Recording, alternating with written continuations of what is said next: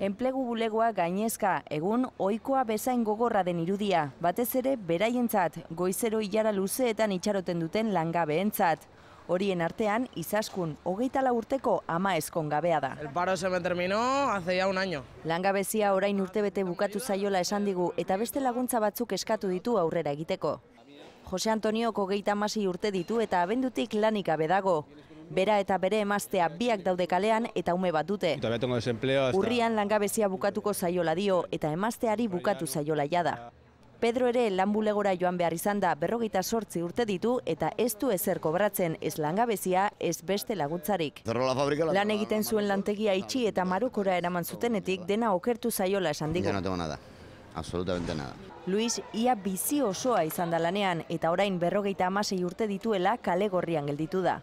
Mal, porque en casa somos tres, los tres estamos en paro. Bera bakarrik ez, etxeko guztiak daude lanik gabe. Laurek egoera zaila bizi dute, horregatik lan bila buru belarri dabiltza. Estoy apuntada en curso. Saiatzen dira, baina inolako emaitzari gabe momentuz. Nada, ni una llamada, ni nada de nada. Hala ere, egina alean dabiltza lan bat aurkitu nahian. Dena egunerokoari aurre egin alitzateko.